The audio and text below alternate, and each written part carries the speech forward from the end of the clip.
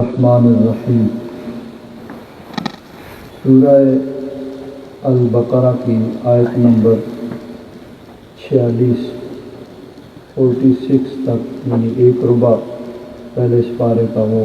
گزشتہ درس میں مکمل ہو چکا تھا۔ آگے اللہ تبارک و تعالیٰ نے ارشاد فرمایا یا بنی اسرائیل، اے بنی اسرائیل، اذکروا نعمتی، یاد کرو میری نعمت، التی انعمت علیکم، جو میں نے تم پر کی، وانی فضلتکم علی العالمین، اور میں نے تمہیں عالمین پر، تمام جہانوں پر فضیلت اور برتری دی۔ حضرت پیر کرم شاہ صاحب رحمۃ اللہ تعالیٰ علیہ نے اس آیت کی تفسیر میں بڑی پیاری بات لکھی ہے۔ فرماتے ہیں ساری دنیا کی قومیں، خاندان اور ان کے افراد اللہ تبارک و تعالیٰ کی مخلوق ہونے میں اور آدم علیہ السلام کی اولاد ہونے میں برابر ہیں۔ سب اللہ تعالیٰ کی مخلوق ہیں اور سب آدم علیہ السلام کی اولاد ہیں۔ اللہ تبارک و تعالیٰ کے نزدیک برتری اور بزرگی کا دار و مدار وہ عمدہ صفات اور خوبیاں ہیں جن سے کوئی قوم یا فرد متصف ہوتا ہے، جس طرح قرآن پاک میں ارشاد فرمایا ان اکرمکم عند اللہ اتقاکم، اللہ تبارک و تعالیٰ کے نزدیک تم میں سے عزت والا، معزز، مقرب، مشرف وہ ہے جو تم میں زیادہ متقی، پرہیزگار ہو، جس کے دل میں خوف خداوندی ہو، تقویٰ ہو، پرہیزگاری ہو۔ تو یہ نیکی، تقویٰ، پرہیزگاری یہ چیزیں ہیں جو انسان کو دوسروں سے ممتاز کرتی ہیں، بلند کرتی ہیں۔ تو ویسے سارے انسان اللہ تعالیٰ کی مخلوق ہیں اور آدم علیہ السلام کی اولاد ہیں،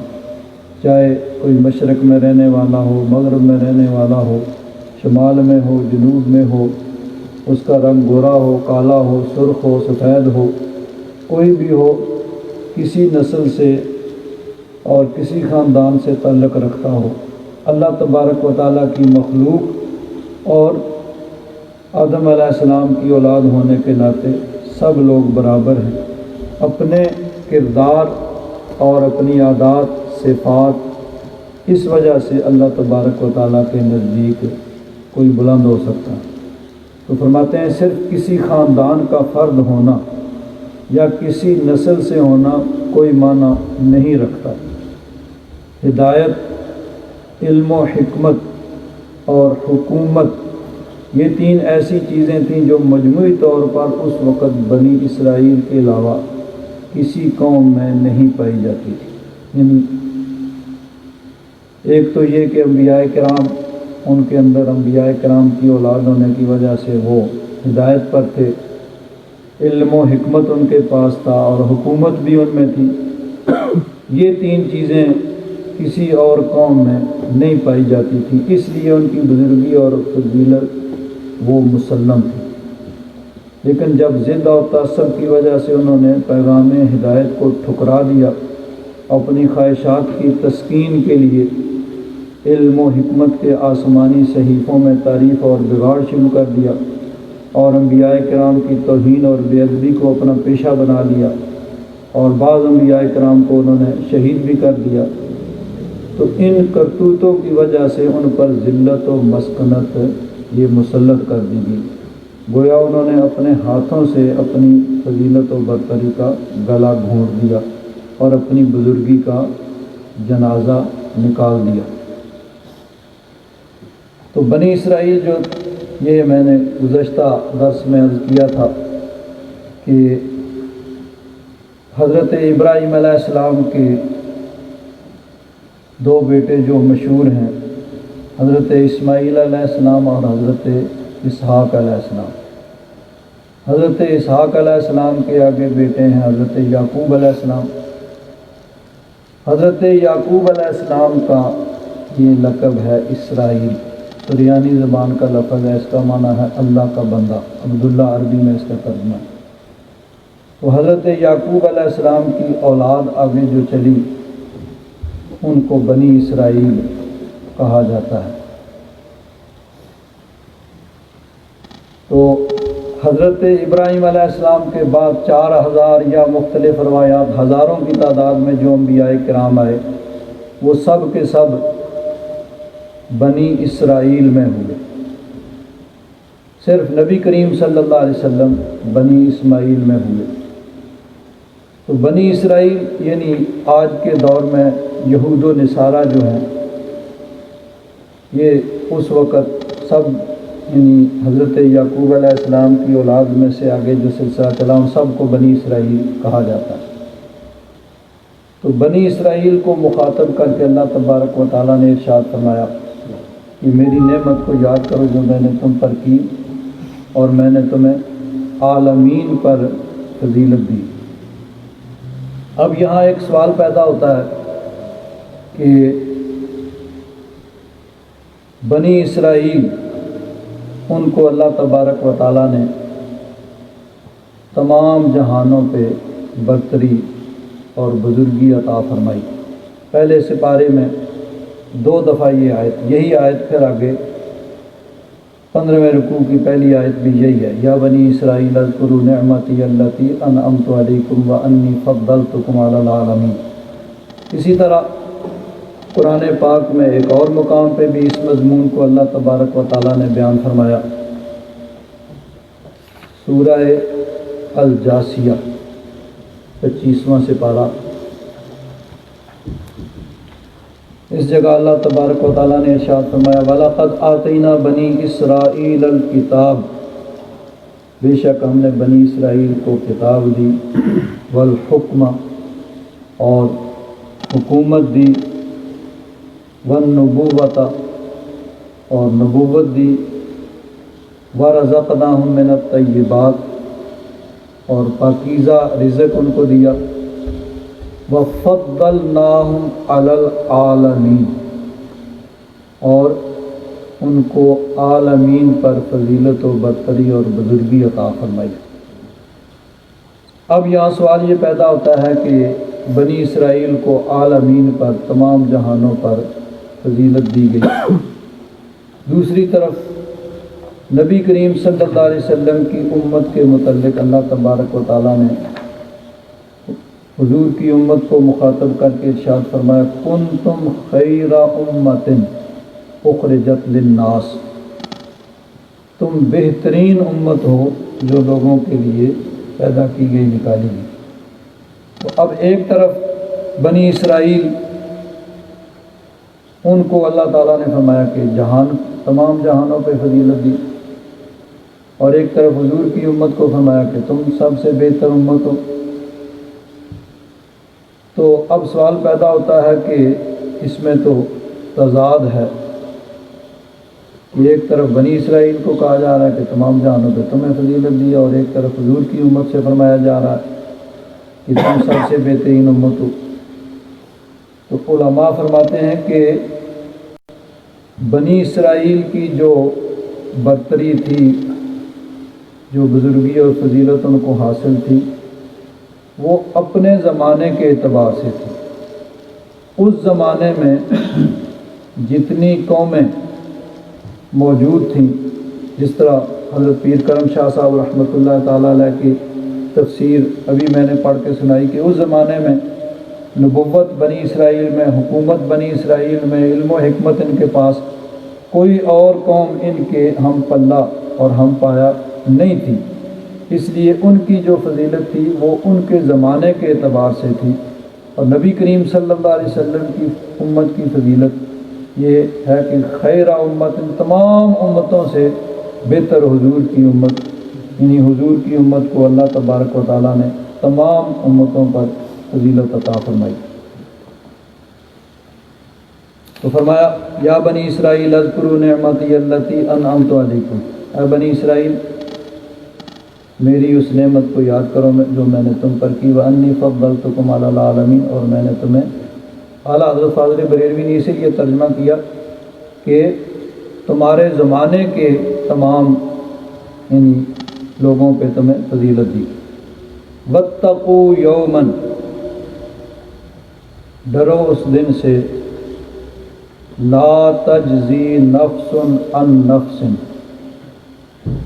کوئی جان کسی جان کا بدلہ نہ دے سکے، یعنی روز قیامت، روز محشر، جب سب لوگ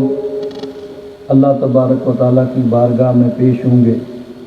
آدم علیہ السلام کی ساری اولاد قیامت تک آنے والی میدان محشر میں اللہ تبارک و تعالیٰ کی حضور جمع ہوگی، تو لا تجزی نفس عن نفس شیئا، کوئی جان کسی جان کا بدلہ نہ دے سکے، ولا یقبل منہا شفاعۃ، نہ اس سے کوئی سفارش قبول ہو، ولا یؤخذ منہا عدل، نہ کچھ دے کر یعنی بدلہ دے کر جان اس کی چھوٹے، ولا ہم ینصرون، اور نہ ان کی مدد کی جائے۔ تو یہ جو سفارش کا نہ ہونا، علماء فرماتے ہیں کہ یہ کفار کے ساتھ خاص ہے کہ ان کی وہاں کسی قسم کی مدد نہیں ہوگی، کوئی ان کی سفارش کرنے والا نہیں ہوگا، ان کی کوئی مدد نہیں ہوگی۔ یہ اس لیے کہ قرآن پاک میں متعدد مقامات پہ اس چیز کا ذکر ہے، اور احادیث مبارکہ میں ذکر ہے کہ ایمان والے جو ہیں ان کی میدان محشر میں بھی مدد ہوگی، اور نبی کریم صلی اللہ علیہ وسلم شفاعت فرمائیں گے، اور اس کے علاوہ بھی اللہ تبارک و تعالیٰ کی طرف سے شفاعت کے مختلف جو ہے وہ انتظامات ہوں گے، اہل ایمان کی شفاعت ہوگی۔ چنانچہ قرآن پاک کی متعدد آیات ہیں جن میں اس چیز کا ذکر ہے کہ اس وقت بھی فرشتے جو ہیں وہ ایمان والوں کی سفارش اللہ تبارک و تعالیٰ کی بارگاہ میں کرتے ہیں، اللہ تبارک و تعالیٰ کی بارگاہ میں ان کی مغفرت اور بخشش کے لیے اب بھی دعائیں کر رہے ہیں، اور بروز قیامت بھی نبی کریم صلی اللہ علیہ وسلم، دیگر انبیاء کرام اور اس طرح اور اہل ایمان کی سفارش اور شفاعت کے انتظام، یہ یعنی خود رب العالمین کی رضا اور اس کی مشیت سے یہ سارا کام ہوگا۔ ابھی دیکھیے فرشتوں کے متعلق ہے، الذین یحملون العرش ومن حولہ یسبحون بحمد ربہم ویؤمنون بہ ویستغفرون للذین آمنوا۔ فرشتے اب بھی ایمان والوں کے لیے اللہ تبارک و تعالیٰ کی بارگاہ میں سفارش کر رہے ہیں، اور مومنوں کی بخشش کی اللہ تبارک و تعالیٰ کی بارگاہ میں دعائیں کر رہے ہیں۔ دو مقامات پہ قرآن پاک میں یہ مضمون بیان ہوا، ایک سورہ المومن اور ایک 13ویں سپارے میں سورہ الرعد میں بھی اللہ تبارک و تعالیٰ نے اس مضمون کو بیان فرمایا کہ اہل ایمان کے لیے فرشتے جو ہیں وہ اللہ تبارک و تعالیٰ کی بارگاہ میں بخشش اور مغفرت جو ہیں وہ مانگ رہے ہیں، اور اللہ تبارک و تعالیٰ کی بارگاہ میں یہ عرض معروض کر رہے ہیں کہ جو اہل ایمان ہیں ان کی یعنی بخشش کے لیے فرشتے اللہ تبارک و تعالیٰ کی بارگاہ میں ہر وقت دعائیں جو ہیں وہ کرتے رہتے ہیں۔ تو یہ یعنی دنیا کے اندر بھی اور میدان محشر میں بھی اللہ تبارک و تعالیٰ کی طرف سے اہل ایمان کے لیے یہ حدیث پاک میں آتا ہے، حضرت انس بن مالک رضی اللہ تعالیٰ عنہ فرماتے ہیں کہ نبی کریم صلی اللہ علیہ وسلم نے ارشاد فرمایا کہ میں اپنے آپ کو اللہ تبارک و تعالیٰ کی بارگاہ میں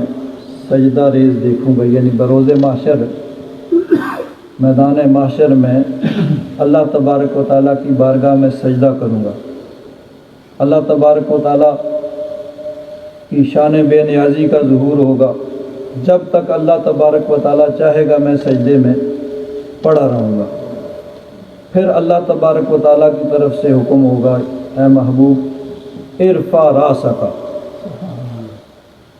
آپ اپنا سر اٹھائیے، سل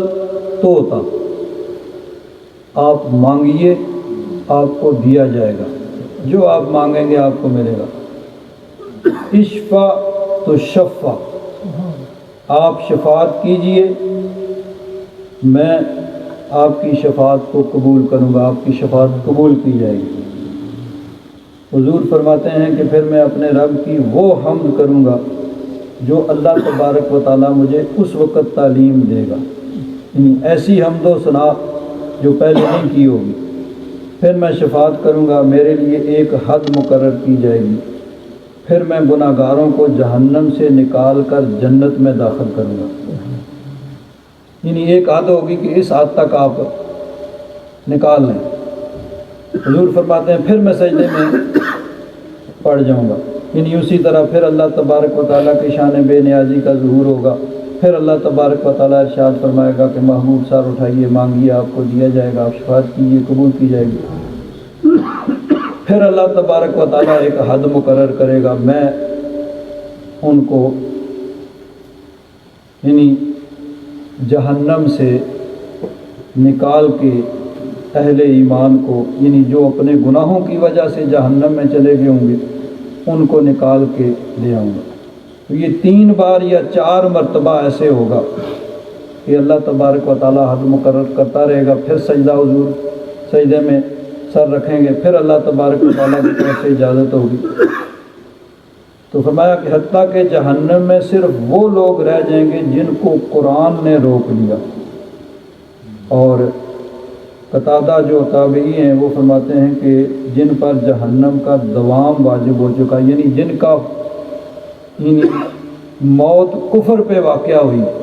اور انہوں نے ہمیشہ ہمیشہ جہنم میں رہنا، وہی جہنم کے اندر رہ جائیں گے۔ اہل ایمان جو ہیں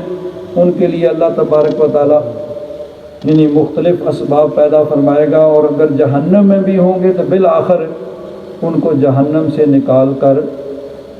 حضور کی شفاعت سے ان کو جنت کے اندر لے جایا جائے گا۔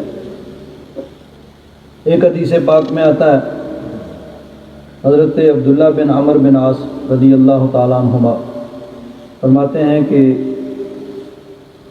نبی کریم صلی اللہ علیہ وسلم نے ایک دفعہ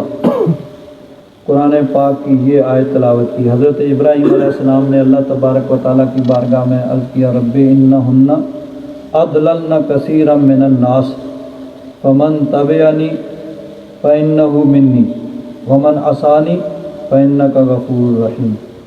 یا رب ذوالجلال، بتوں نے بہت سے لوگوں کو گمراہ کر دیے، یعنی لوگوں کی گمراہی کا سبب بنے، ان کی عبادت کر کے وہ کافر ہوئے، مشرک ہوئے۔ فمن تبعنی فانہ منی، جس نے میری اتباع کی وہ تو میرا ہے، ومن عصانی فانک غفور الرحیم، اور جس نے میری نافرمانی کی اس کو یعنی خالی اوپن چھوڑ دیا، تو غفور الرحیم ہے۔ یعنی اس طرح اللہ تبارک و تعالیٰ کی بارگاہ میں عرض کیا۔ اور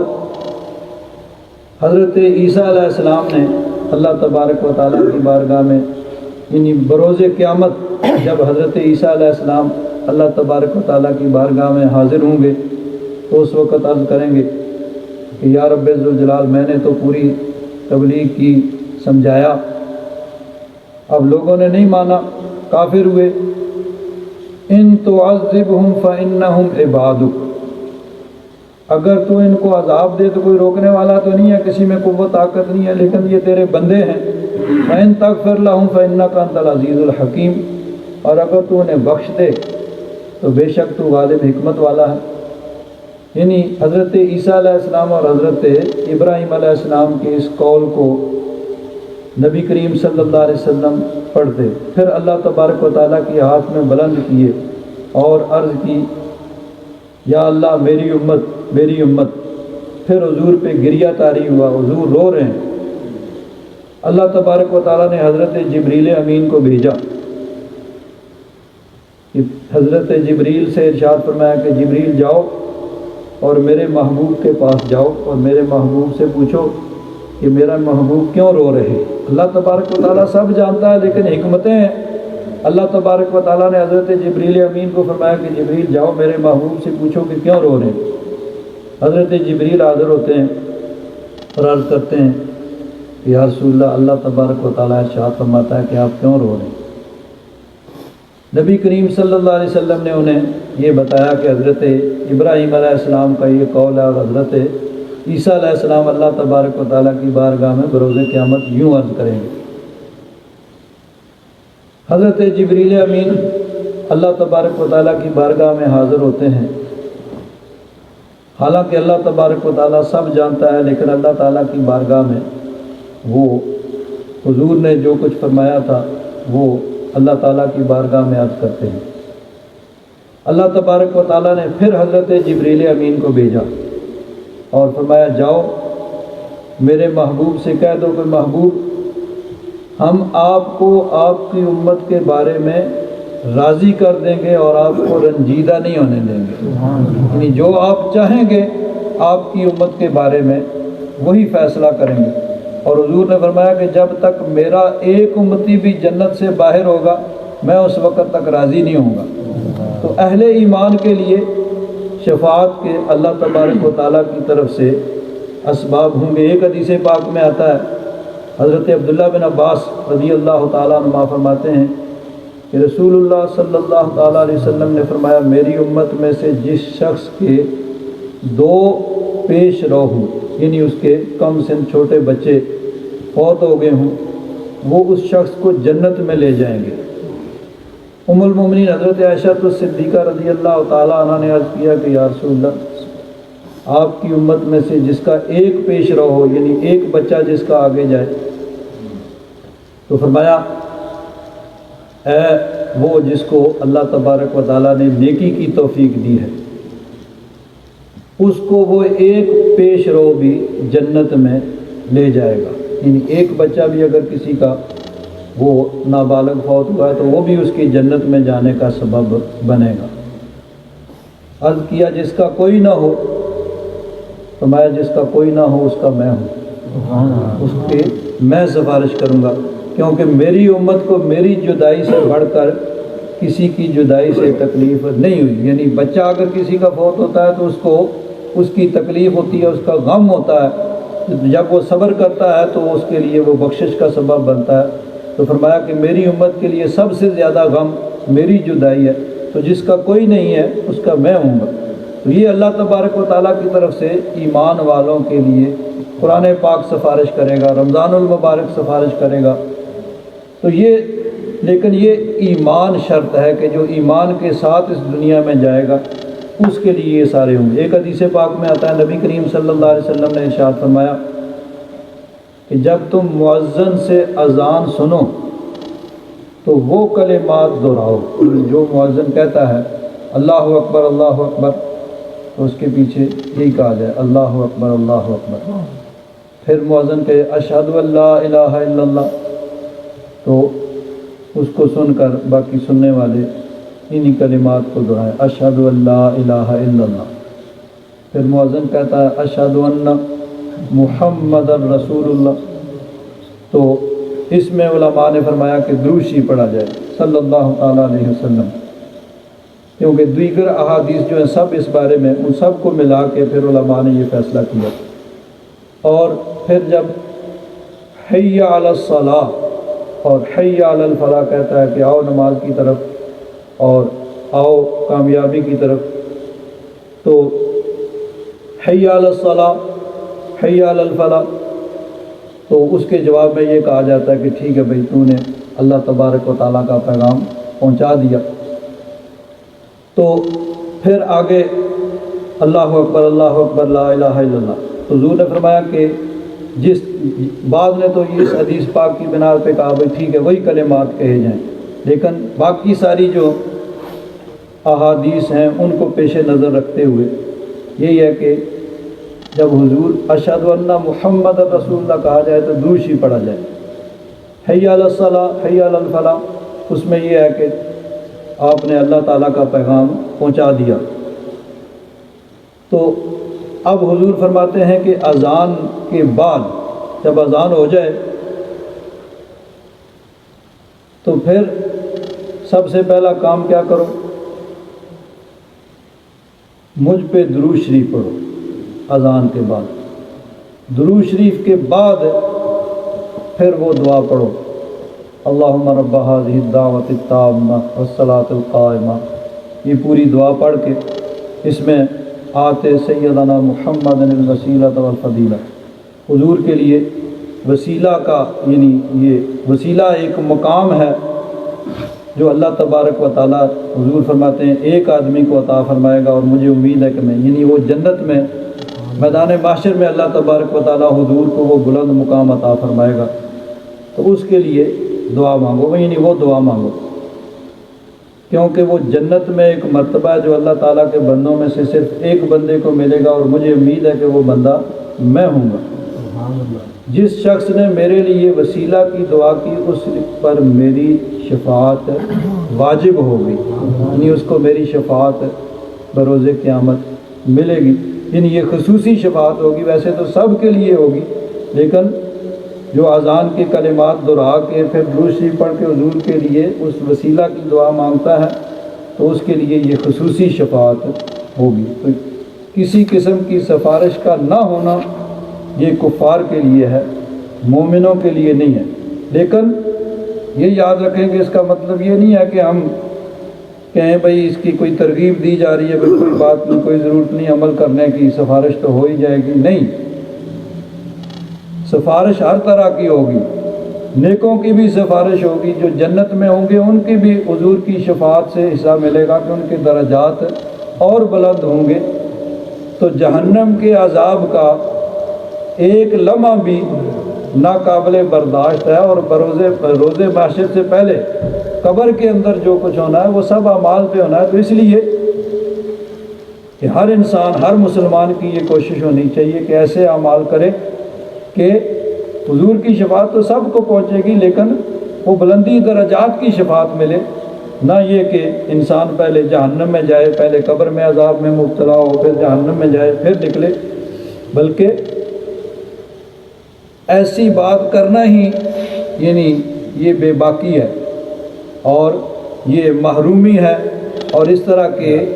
بات کرنے سے خدشہ یہ ہے کہ کہیں ایمان ہی نہ سلب ہو جائے۔ اس لیے ہر مسلمان کے یہ کوشش کرنی چاہیے کہ وہ نیک اعمال کرے، اور یہ کوشش کرے کہ گناہ سے بچے، نیک اعمال کرے، اور اللہ تبارک و تعالیٰ کی رحمت کا مستحق ہو۔ آگے ارشاد فرمایا وَإِذْ نَجَّيْنَاكُمْ مِنْ آلِ فِرْعَوْنَ، بنی اسرائیل کو مخاطب کر کے ارشاد فرمایا کہ اس وقت کو یاد کرو جب ہم نے تمہیں آل فرعون سے، فرعون والوں سے، یعنی فرعون اور اس کی قوم سے نجات دی۔ یسومونکم سوء العذاب، جو تمہیں بہت برا عذاب پہنچاتے تھے۔ یذبحون ابناءکم ویستحیون نساءکم، وہ تمہارے بیٹوں کو ذبح کرتے تھے اور تمہاری بیٹیوں کو زندہ رکھتے تھے۔ وفی ذالکم بلاء من ربکم عظیم، اور اس میں تمہارے لیے بہت بڑی آزمائش تھی۔ وَإِذْ فَرَقْنَا بِكُمُ الْبَحْرَ، اور اس وقت کو یاد کرو جب ہم نے تمہارے لیے سمندر کو پھاڑ دیا۔ فَأَنْجَيْنَاكُمْ، بس تمہیں نجات دی۔ وَأَغْرَقْنَا آلَ فِرْعَوْنَ، آل فرعون یعنی فرعون اور اس کے جو ساتھی تھے ان کو ہلاک کیا۔ وَأَنْتُمْ تَنْظُرُونَ، اور تم دیکھ رہے تھے۔ اس میں بنی اسرائیل کا حضرت موسیٰ علیہ السلام کی قوم کا وہ واقعہ بیان ہوا جس میں پہلے تو مصر میں ان پہ ظلم و ستم ہو رہا تھا، اور پھر اللہ تبارک و تعالیٰ نے انہیں نجات دی اور فرعون ہلاک ہو گیا، اور بنی اسرائیل کو اللہ تبارک و تعالیٰ نے نجات عطا فرمائی۔ فرعون کا ذکر آیا، فرعون کی یعنی جو مفسرین کرام نے اس کے جو کہانی یا اس کے بارے میں جو کچھ لکھا ہے یہ بھی بڑی دلچسپ بات ہے۔ فرعون اصل میں کوئی نام نہیں ہے۔ فرعون جو مصر کا بادشاہ ہوتا تھا اس کو فرعون کہا جاتا تھا، جس طرح روم کے بادشاہ کو قیصر کہا جاتا تھا، ایران کے بادشاہ کو کسریٰ کہا جاتا تھا، آج کل کے دور میں صدر کہا جاتا ہے کہ صدر ممنون حسین، کل وہ ریٹائر ہو گئے ہیں، آج صدر عارف علوی صاحب جو ہیں انہوں نے حلف اٹھایا، تو یہ صدر کوئی بھی آئے گا اس کو صدر کہیں گے۔ تو اس طرح اس زمانے میں جو مصر کا حاکم اعلیٰ، سب سے اعلیٰ حاکم ہوتا تھا، بادشاہ ہوتا تھا، اس کو فرعون کہا جاتا تھا۔ مختلف زمانوں میں مختلف لوگ جو ہیں وہ حکمران اعلیٰ ہوئے تو ان کو فرعون کہا جاتا تھا۔ حضرت یوسف علیہ السلام کے زمانے میں جو فرعون تھا، جس نے حضرت یوسف علیہ السلام کے سپرد حکومت کی تھی، وہ اس کے چلے جانے کے بعد مختلف حکومتیں جو ہیں وہ مصر کے اندر آتی رہیں۔ تو اب فرعون کے بارے میں مفسرین کرام نے یہ لکھا ہے، یہ جو فرعون حضرت موسیٰ علیہ السلام کے زمانے میں تھا، اس کا نام لکھا ہے کہ یہ اس کا نام تھا ولید بن مصعب بن ریان۔ کہتے ہیں کہ یہ اصفہان کا ایک غریب عطار تھا جو وہاں پہ خوشبو بیچتا تھا، عطر بیچتا تھا۔ جب اس پہ بہت قرض ہو گیا تو اصفہان سے بھاگ کر شام پہنچا، لیکن وہاں بھی کوئی ذریعہ معاش ہاتھ نہ آیا۔ تب وہ روزی کی تلاش میں مصر میں آیا، یعنی اصفہان ایران کے اندر ہے، وہاں سے بھاگا شام گیا، شام میں بھی کوئی ذریعہ معاش نہ ملا تو مصر میں آ گیا۔ یہاں آ کر اس نے دیکھا کہ گاؤں میں تربوز بہت سستے بکتے ہیں اور شہر میں مہنگے۔ دل میں سوچا کہ نفع بخش تجارت ہے، چنانچہ اس نے گاؤں سے بہت سے تربوز خریدے، مگر جب شہر کی طرف چلا تو راستے میں اب جگہ جگہ چنگی والے بیٹھے ہوئے، محصول لینے والے۔ اس زمانے میں پیسے تو کم ہوتے تھے، ٹھیک ہے بھائی 10 تربوز ادھر رکھ جا، آگے گیا 20 ادھر رکھ بھائی جا، آگے گیا 30 ادھر رکھ بھائی۔ تو وہ شہر پہنچتے پہنچتے ایک تربوز اس کے پاس بچ گیا، باقی سارے وہ چنگی میں چلے گئے۔ تھا تو یعنی ہوشیار چلاک آدمی تھا، اس نے سمجھا بھائی یہاں ایسا ہی انتظام ہے، کوئی پوچھنے والا نہیں ہے، اور لوگ یعنی سرکاری اہلکار جو ہیں وہ لوگوں پہ ظلم کر رہے ہیں، تو ٹھیک ہے۔ اس نے کیا کیا کہ قبرستان میں جا کے بیٹھ گیا، اور قبرستان میں جا کے بیٹھ کے کہتا ہے کہ مجھے بادشاہ نے یہاں مقرر کیا ہے، ہر مردے کے دفنانے کا اتنا ٹیکس ہوگا۔ اب لوگوں نے جس طرح ملک میں تھا، جس طرح ہمارے ہاں بھی چل رہا ہے، لوگ کہتے ہیں بھائی کیا کریں، مجبوری ہے، ٹھیک ہے بھائی جہاں جاؤ جیب گرم کرنی پڑتی ہے، مٹھی گرم کرنی پڑتی ہے، اس کے بغیر کوئی کام نہیں ہوتا۔ جائز کام جو ہے وہ بھی بغیر مٹھی گرم کیے نہیں ہوتا، اور اچھی طرح مٹھی گرم کرو تو ناجائز کام بھی ہو جاتا ہے، بلکہ جائز کام والے اسی میں رہ جاتے ہیں، وہ ہمارا جائز کام ہے، ہمیں رشوت دینے کی کیا ضرورت ہے، وہ بیچارے دیکھتے رہ جاتے ہیں۔ اور ناجائز کام والے جو ہیں، اب سڑک میں جا رہے ہوں تو ایک آدمی کے پاس پیپر پورے ہیں تو وہ کہے گا بھائی مجھے پیسے دینے کی ضرورت کیا ہے، تو اس کے وہ پیپر پکڑ لیتے ہیں، ادھر اچھا ادھر اس کو کھڑا رکھتے ہیں، اور جو دوسرے آتے ہیں جو مٹھی گرم کرتا ہے جا رہے ہیں۔ تو اب اس نے بھی دیکھا اچھا بھائی یہی ہے، ٹھیک ہے، قبرستان میں بیٹھ گیا۔ اس نے کہا مردوں پر ٹیکس ہے۔ کہتے ہیں کہ اتفاق سے اس وقت کوئی وبائی مرض تھی، لوگ بہت مر رہے تھے، اس نے ٹیکس لگا دیا، ساتھ چند آدمی بھی مل گئے ہوں گے۔ اب کچھ دنوں میں اس نے بہت زیادہ پیسہ جو ہے جمع کر لیا، اتفاق سے کوئی بڑا آدمی فوت ہوا، اس کو دفنانے کے لیے لایا گیا، اس نے ٹیکس مانگا، انہوں نے کہا بھائی تو کون ہے؟ اس کو پکڑ کے بادشاہ کے پاس پیش کیا۔ بادشاہ نے کہا بھائی میں نے تجھے مقرر نہیں کیا، تو اس نے کہا نہیں، اصل میں نے یہ ایک طریقہ اختیار کیا ہے آپ تک پہنچنے کا کہ میں آپ کو بتاؤں کہ آپ کے ملک کے حالات جو ہیں وہ ٹھیک نہیں ہیں، اور آپ کے جو حکام ہیں وہ لوگوں کو لوٹ رہے ہیں، تو آپ کے ملک میں بڑی بدنظمی ہے۔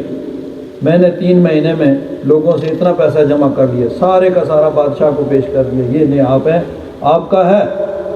تو یہ آپ بادشاہ بڑا خوش ہوا۔ ساتھ ہی اس نے کہا بھائی اگر آپ انتظام مجھے کوئی تھوڑا سا دیں تو میں حالات کو درست کر سکتا ہوں۔ اب بادشاہ نے اس کو مقرر کیا، آہستہ آہستہ کرتے کرتے وہ اپنی ہوشیاری چلاکی کی وجہ سے ادھر سے بادشاہ کو خوش رکھتا ہے، ادھر سے لوگوں کو بھی خوش رکھنے کی کوشش کرتا ہے۔ بالآخر کیا ہوا کہ بادشاہ جب مر گیا تو اپنی ہوشیاری چلاکی کی وجہ سے یہ بھی بادشاہ بن گیا۔ اب یہ جب بدنظمی ہوتی ہے تو پھر یہی ہوتا ہے۔ اب ہمارے عام طور پر سننے میں آیا ہے کہ اوپر سے حکم آتا ہے تھانے والوں کو، بھئی آج فلاں صاحب کے گھر میں فریج پہنچانی ہے، فلاں صاحب کے گھر میں یہ پہنچانا ہے۔ اب انہیں پتہ ہوتا ہے اوپر سے آرڈر آیا تو اب کون سا روکنے والا ہے؟ اگر 1 لاکھ ادھر دینا ہے تو 50,000 اپنے لیے بھی لے لو، ہر گاڑی والے 500 دو بھی 1000 دو بھی۔ اس زمانے کے اعتبار سے کبھی 10-20 ہوتے تھے، کبھی 100-200 ہوتے تھے، آج ہو سکتا ہے 2-4 ہزار 5,000۔ تو یہ ہوتا ہے کہ جب بدنظمی ہوتی ہے تو پھر ایسے ہی کہتے ہیں کہ نوشرواں ایک جگہ شکار کرنے کے لیے گیا، شکار کیا تو اب کسی نے کہا جی نمک نہیں ہے۔ اس نے ایک سپاہی کو بھیجا، بھائی جاؤ یہ جو قریب گاؤں ہے وہاں سے نمک خرید کے لاؤ، لیکن نمک قیمت دے کے لینا، ایسے ہی نہیں کہ بادشاہ جا کے دھمکی دو بھائی بادشاہ کا میں سپاہی ہوں، بادشاہ مانگ رہا ہے تو بغیر قیمت کے نہیں لے آنا۔ کسی نے کہا بادشاہ سلامت تھوڑا سا نمک لانا، اس کی کتنی قیمت ہوگی؟ اس نے کہا کہ جب بادشاہ یہ نمک بغیر قیمت کے لے گا نا تو اس کے لشکری پھر سب کچھ ہی لوٹ کے لے جائیں گے۔ تو یہی کچھ ہوتا ہے کہ جب بدنظمی ہوتی ہے تو پھر ایسے ہی ہوتا ہے۔ بہرحال اس طرح فرعون جو ہے وہ بادشاہ بن گیا۔ اب جب بادشاہ بنا تو پھر اس کے ظلم و ستم جس طرح مشہور ہیں کہ وہ اپنے آپ کو خدا کہلواتا تھا، سجدہ کرواتا تھا اور لوگوں سے یعنی اپنے عبادت کرواتا تھا۔ بنی اسرائیل جو سورہ یوسف میں جس طرح پورا واقعہ ہے کہ حضرت یوسف علیہ السلام جو کنعان سے چلے مصر پہنچے، پہلے بازار میں ان کو بیچا گیا، پھر جس طرح عزیز مصر جو وزیر اعظم تھا اس کے گھر میں پرورش پائی، پھر جیل میں چلے گئے، جیل سے واپس آ کے پھر بادشاہ کے یعنی مقرب ہوئے اور بادشاہ نے ان کو مقرر کیا، بالآخر وہ مصر کے حاکم بنے۔ تو پھر حضرت یوسف علیہ السلام نے اپنے بھائیوں اور اپنے والدین کو کنعان سے مصر بلا لیا۔ اب حضرت یعقوب علیہ السلام کی جو 12 بیٹے تھے ان کی اولاد آگے چلی اور یہ تعداد وقت گزرنے کے ساتھ ساتھ لاکھوں میں ہو گئی۔ اب یہ جو فرعون تھا اس زمانے میں جس کا ذکر ہو رہا ہے، اس نے ان کو غلام بنا رکھا تھا اور ان سے بہت محنت اور مشقت کے کام کرواتا تھا۔ مفسرین کہتے ہیں کہ اس نے ایک رات خواب دیکھا کہ بیت المقدس کی طرف سے ایک آگ آئی ہے جس نے قبطی جو تھے وہ مصری وہاں کے رہنے والے جو لوگ تھے ان کو تو ان کے گھروں کو جلا دیا، اور اسرائیلی جو تھے ان کو کوئی نقصان نہیں پہنچایا۔ پھر اس نے دیکھا کہ بنی اسرائیل کے محلہ سے ایک بہت بڑا سانپ نکلا ہے جس نے اس کے تخت کے نیچے یعنی اس کے تخت کو وہ اڑپ کر رہا ہے وغیرہ اس طرح کی۔ تو اس نے معبروں کو، تعبیر بتانے والوں کو بلایا اور کہا بھائی اس کی تعبیر کیا ہے؟ یہ میں نے خوابیں دیکھی۔ انہوں نے کہا بادشاہ سلامت اس کی تعبیر یہ ہے کہ بنی اسرائیل میں ایک لڑکا پیدا ہوگا جو آپ کی حکومت کے زوال کا سبب بن جائے گا، اس کی وجہ سے آپ کی حکومت ختم ہو جائے گی۔ اس نے کہا اچھا، ہم بھی تو خدا ہیں، ہم اس کو پیدا ہی نہیں ہونے دیں گے، جو پیدا ہو کے ہماری حکومت کے زوال کا سبب بنے گا ہم اس کو پیدا ہی نہیں ہونے دیں گے۔ اس نے آرڈر جاری کر دیا، بھئی بنی اسرائیل میں جو بھی لڑکا پیدا ہو اس کو قتل کر دیا جائے۔ تو مفسرین نے لکھا ہے کہ 12,000 یا بعض نے کہا کہ 70,000 بچے اس نے قتل کروا دیے کہ جو بھی بچہ پیدا ہو اس کو قتل کر دیا جائے۔ اب اتفاق سے بنی اسرائیل کے بوڑھے جو ہیں وہ جلدی جلدی فوت ہونے شروع ہو گئے۔ اب جو اس کے حکومت کے افراد تھے انہوں نے کہا جی بچوں کو تو آپ قتل کروا رہے ہیں اور بوڑھے جو ہیں وہ ایسے ہی رخصت ہو رہے ہیں، تو اب کام کون کرے گا؟ یہ ہمارے کام کاج کرتے تھے۔ اس نے کہا اچھا پھر ایسے کرو، 1 سال میں قتل کیا کرو اور 1 سال جو ہے وہ زندہ چھوڑا کرو۔ حضرت ہارون علیہ السلام کی پیدائش اس سال ہوئی جس سال بچوں کو زندہ چھوڑا جاتا،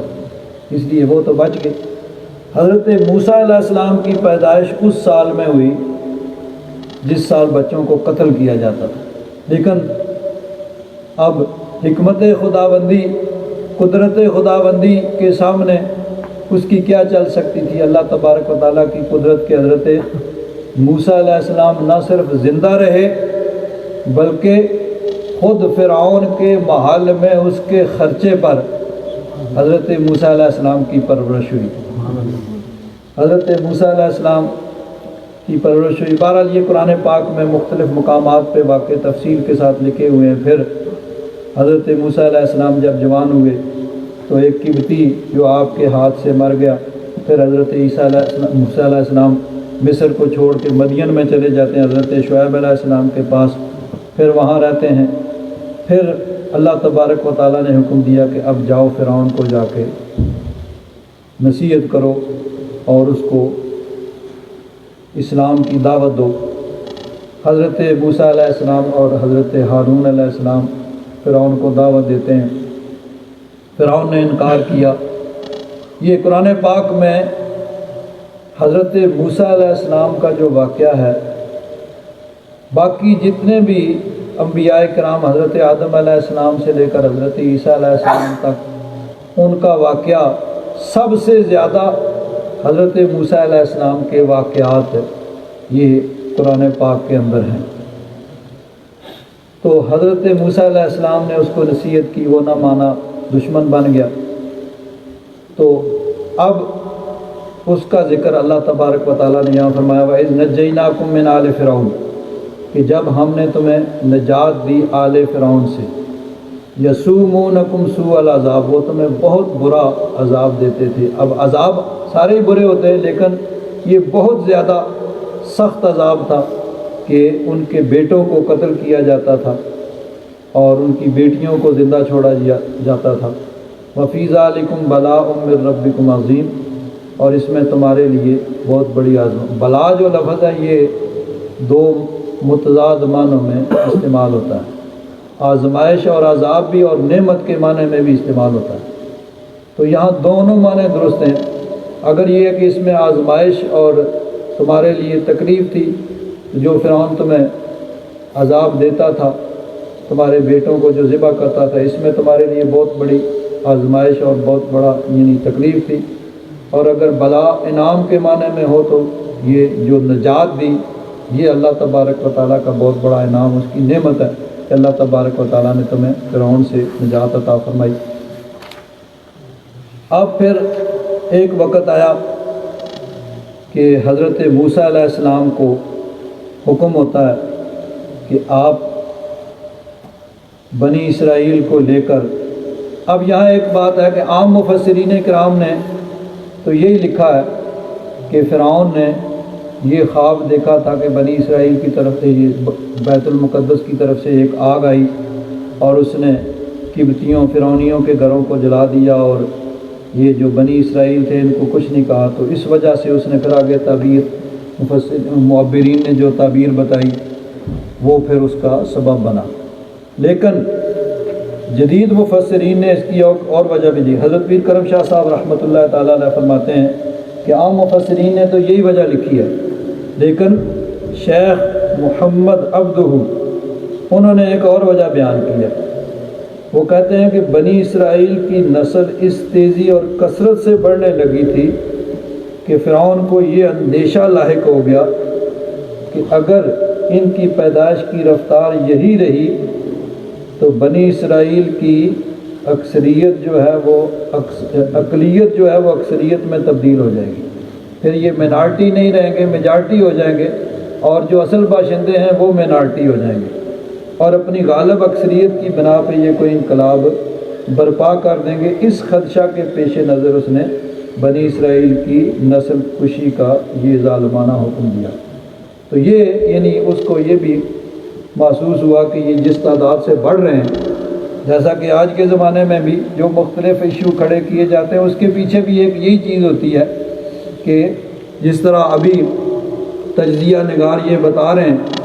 کہ 2050 میں کہتے ہیں کہ فرانس میں مسلمانوں کی حکومت ہوگی۔ کیا مطلب؟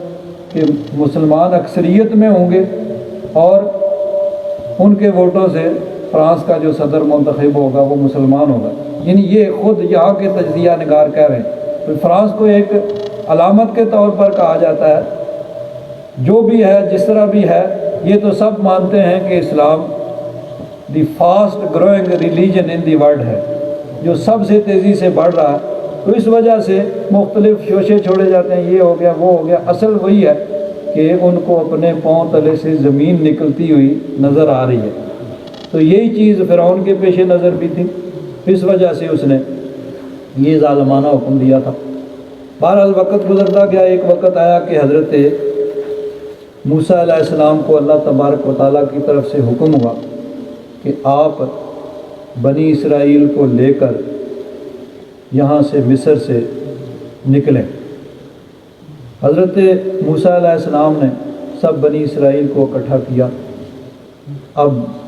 یعنی یہ بات اندر اندر سب کو بتائی، اور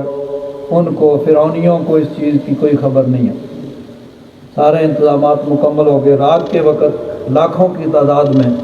بنی اسرائیل کو لے کر حضرت موسیٰ علیہ السلام مصر سے نکلتے ہیں۔ صبح جب فرعون کو پتہ چلا کہ موسیٰ علیہ السلام بنی اسرائیل کو لے کے چلے گئے، تو وہ اپنے لشکروں کو لے کر پیچھے چلتا ہے، پیچھا کرتا ہے۔ حضرت موسیٰ علیہ السلام جو ہیں وہ لشکروں کو بنی اسرائیل کو لے کے جا رہے ہیں، اور فرعون پیچھے پیچھے اپنے لشکر لے کے ان کا تعاقب کرتے ہوئے پہنچ گیا۔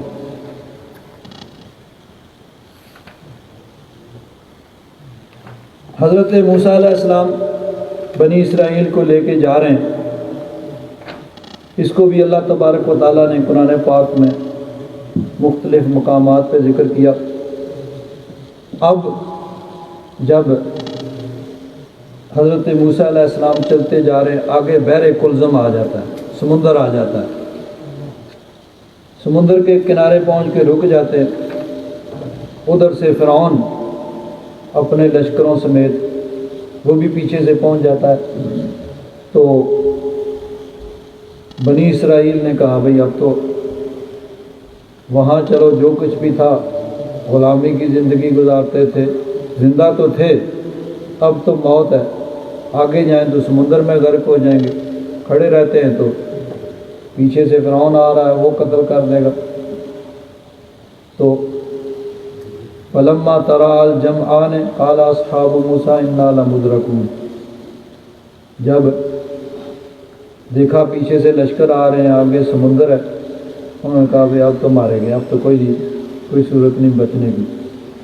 حضرت موسیٰ علیہ السلام نے ارشاد فرمایا قال کلا ان معی ربی سیہدین، میں خود تو نہیں چلا، رب کے حکم سے نکلا ہوں، تو جس نے حکم دیا ہے اب وہی کوئی نجات کا سبب بھی بنائے گا، وہی بچانے والا ہے۔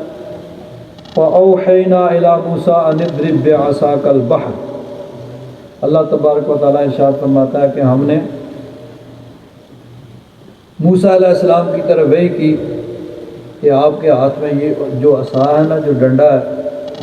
اسے سمندر پہ ماریں۔ حضرت موسیٰ علیہ السلام اس کو سمندر پہ مارتے ہیں، فَانْفَلَقَ، وہ سمندر پھٹ گیا، فَكَانَ كُلُّ فِرْقٍ كَالطَّوْدِ الْعَظِيمِ۔ 12 قبیلے تھے، 12 رستے بن گئے سمندر کے اندر، پانی یعنی اس طرح کھڑا ہے دیواروں کی طرح، اور 12 رستے بن گئے، اور 12 رستے بھی اس طرح کہ درمیان میں جیسے کوئی کھڑکیاں ہوتی ہیں، وہ چل رہے ہیں، ایک دوسرے سے باتیں بھی کر رہے ہیں، اور وہ سب کے سب سمندر سے باہر چلے گئے۔ تو اب جب بنی اسرائیل پار چلے گئے، فرعون جو ہے وہ آیا، اس نے دیکھا رستے بنے ہوئے ہیں، تو اس نے بھی اپنا گھوڑا ڈال دیا، پیچھے اس کے لشکر بھی۔ حضرت موسیٰ علیہ السلام نے چاہا کہ جب سارے بنی اسرائیل پار چلے گئے تو اب دوبارہ وہ عصا مار کے ان رستوں کو ختم کر دیں، لیکن اللہ تبارک و تعالیٰ کی تقدیر اور حکمت کچھ اور تھی۔ اللہ تبارک و تعالیٰ نے حکم دیا کہ نہیں، اسی طرح رہنے دیں رستے۔ اب رستے اسی طرح ہیں، فرعون نے دیکھا یہ گزر گئے، اس نے بھی گھوڑا ڈال دیا، لشکر بھی سب۔ جب سب کے سب درمیان میں آ گئے، اب حضرت موسیٰ علیہ السلام کو حکم ہوا کہ اب آپ اپنا عصا مارے۔ حضرت موسیٰ علیہ السلام نے جو اپنا عصا و ڈنڈا جو تھا مارا، سب رستے ختم،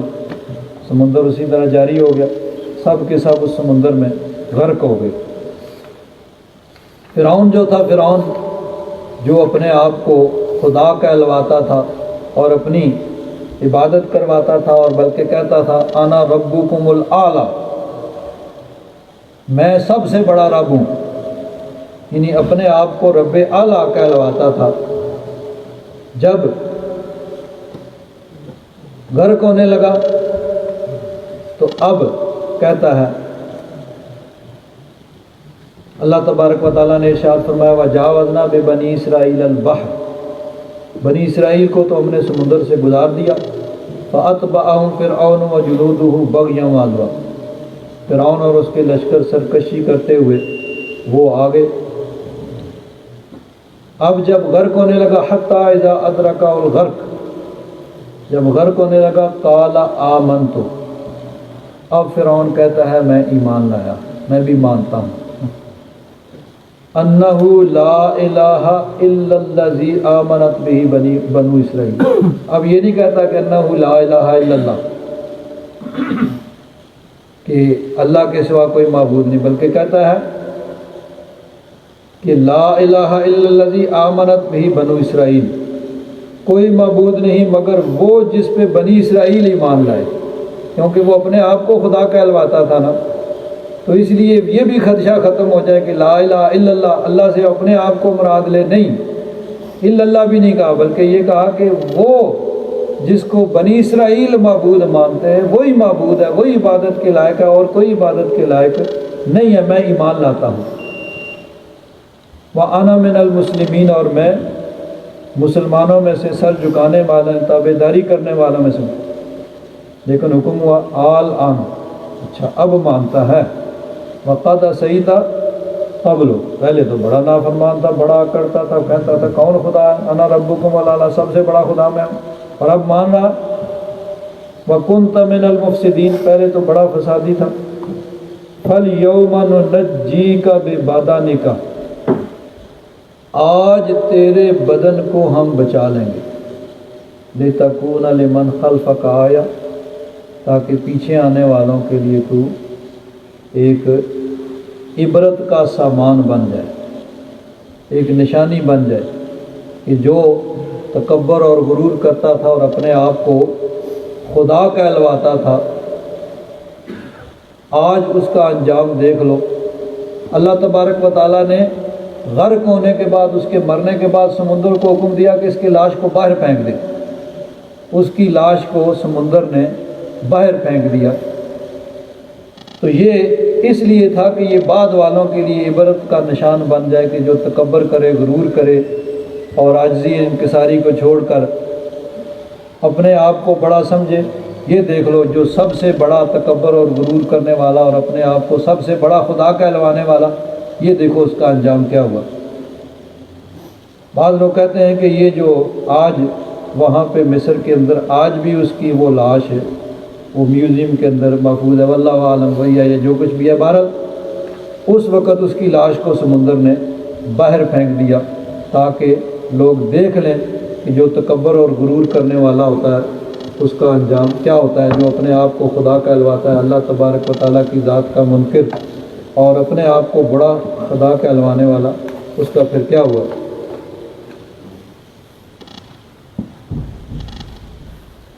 اب یہاں حضرت پیر کرم شاہ صاحب رحمۃ اللہ تعالیٰ علیہ نے ایک بڑی اہم بات یہاں پہ کی ہے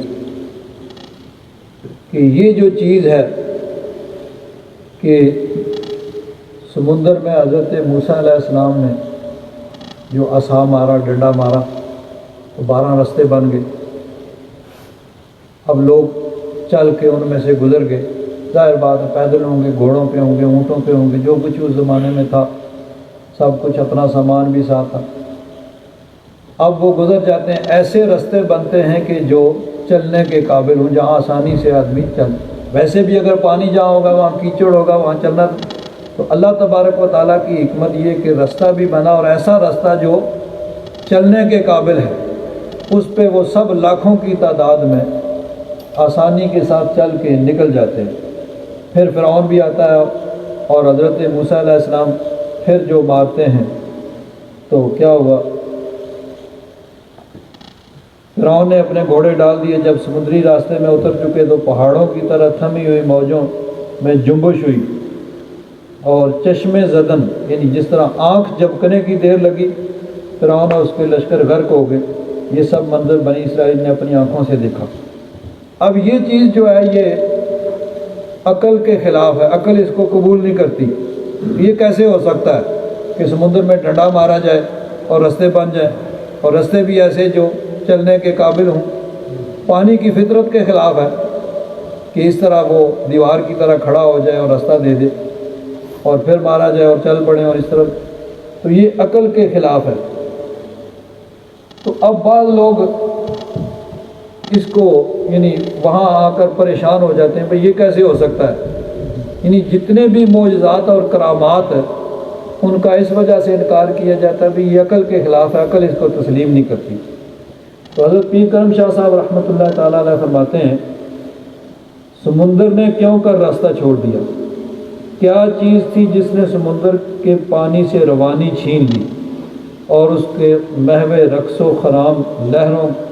کے پاؤں میں زنجیریں ڈال دیں، اور جب کلیم کنارے پر پہنچ گئے تو پھر سمندر اپنی اصلی حالت پہ لوٹ آیا۔ جب ہماری عقل ان سوالات کا جواب نہیں دے سکتی تو ہم یا تو سرے سے ایسے واقعات کا انکار کر دیتے ہیں کہ بھئی نہیں، یہ نہیں، بات درست نہیں ہے، اور اگر انکار نہیں کر سکتے تو پھر ایسی بھونڈی تعویلیں کرتے ہیں جس سے واقعہ کا سارا حسن ہی ختم ہو جاتا ہے اور دل بھی مطمئن نہیں ہوتا۔ اس کی وجہ انسان کی یہ کمزوری ہے کہ وہ اپنے علم کی انتہا کو علم و حکمت کی آخری سرحد یقین کر بیٹھتا ہے۔ وہ کہتا ہے جتنا مجھے علم ہی ہے یہی حد ہے، اس سے آگے علم کوئی نہیں، بس جو مجھے پتا ہے بس یہی علم کی حد ہے، اس سے آگے کوئی نہیں ہے۔ اور اپنی تجربہ گاہ میں علت و معلول اور سبب اور مسبب کی جو زنجیر اس نے تیار کی ہے، اس کے علاوہ وہ سب علت اور دوسری چیز کو تسلیم کرنے کے لیے تیار نہیں ہوتا۔ جس طرح آج کے دور میں بھی دیکھیے، بعض اوقات کہتے ہیں کہ جی قرآن یہ کہتا ہے، سائنس یہ کہتی ہے، تو سائنس کو حرف آخر سمجھتے ہوئے اس کا انکار کیا جاتا ہے۔ بعض مسلمان کہلانے والے انہوں نے بھی اس طرح کے واقعات کی ایسی تعویلیں کی ہیں کہ دوسروں جی وہ لوگ کہیں گے یہ کیسے نہیں ہو سکتا، سائنس کہتی یہ نہیں ہو سکتا، اس لیے یہ اس کا مطلب یہ نہیں ہے، یہ یعنی اس کی مختلف تعویلیں کر کے اس کو یعنی حلیہ بگاڑنے کی کوشش کی ہے۔ تو یاد رکھیں کہ سائنس جو ہے، سائنس کی کوئی چیز بھی حرف آخر نہیں ہوتی۔ سائنس جو ہے وہ وقت کے ساتھ ساتھ اس کے نظریات بدلتے رہتے ہیں۔ آج ایک سائنسدان ایک چیز جو ہے اس کو دریافت کرتا ہے، لوگ بڑے خوشی کرتے ہیں، جی بہت اچھی چیز، بہت بڑی دریافت ہے۔ ہو سکتا ہے 10 سال کے بعد کوئی دوسرا سائنسدان آئے، وہ اندر کرے، کوئی تحقیق کرے، اس کی انویسٹیگیشن سے اس سے کوئی اور چیز محسوس ہو، وہ کہے گا بھائی اس کے تو پتہ ہی نہیں تھا، جو اس نے کہا تھا وہ غلط تھا، اصل تو یہ ہے۔ تو سائنس کے نظریات جو ہیں وہ بدلتے رہتے ہیں، اور یہ یاد رکھیں کہ بالآخر گھوم پھر کے سائنس اسی جگہ پہ آئے گی جو اللہ رسول کا فرمان ہے، بشرطے کہ اللہ رسول کے فرمان کو ہم نے صحیح سمجھا ہو۔ تو جو اللہ رسول کا فرمان ہے وہی درست ہے، اگر عقل اس کے خلاف کہیں اور پہنچ رہی ہے تو وہ ابھی رستے میں ہے، وہ اپنی منزل پہ نہیں پہنچی ہے، بالآخر وہیں پہ آئے گی جو اللہ رسول کا فرمان ہے۔ سائنس جو آتا ہے، جو تحقیق ہوتی ہے وہ حتمی فائنل اور حرف آخر نہیں ہوتی، اس میں تبدیلیاں ہوتی رہتی ہیں اور ہوتی رہیں گی۔ تو فرماتے ہیں کہ حالانکہ انسان کا علم بھی محدود ہے اور اس کے تجربے بھی نامکمل ہیں۔ نیوٹن ایک بہت بڑا سائنسدان گزرا ہے، اس کا قول ہے، فرماتے ہیں کہ نیوٹن نے بہت کھلے الفاظ میں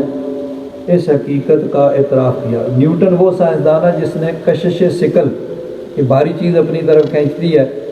کہ یہ کیا وجہ ہے کہ جب ہم پتھر گراتے ہیں تو زمین کی طرف آتا ہے، اوپر کیوں نہیں جاتا، یہ اس نے دریافت کیا تھا اس کا۔ تو نیوٹن وہ کہتا ہے، اس نے اعتراف کیا اس چیز کا، وہ کہتا ہے میری مثال اس بچے کی سی ہے جو سمندر کے کنارے کھیل رہا ہو،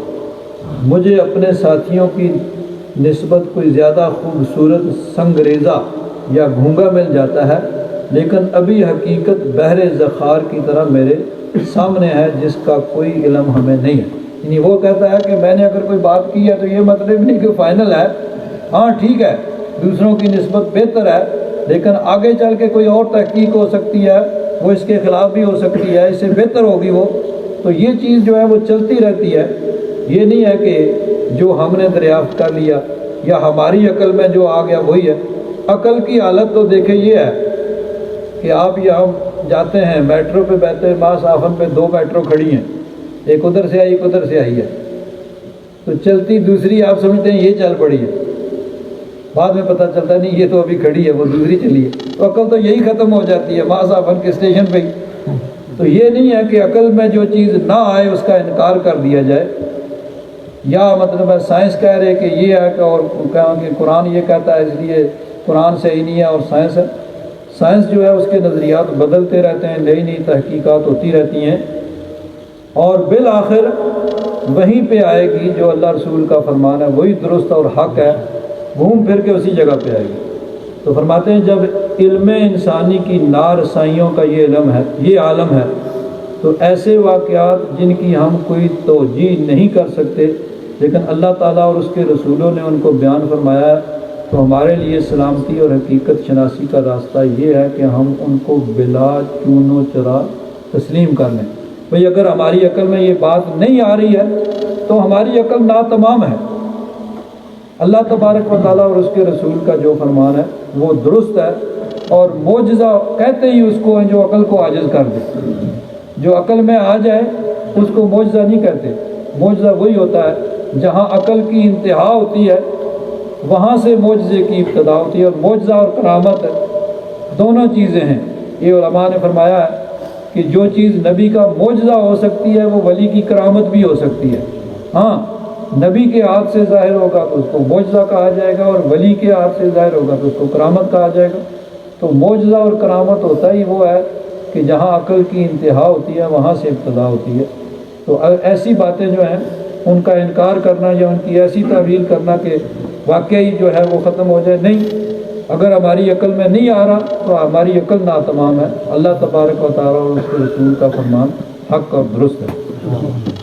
الحمدللہ رب العالمین۔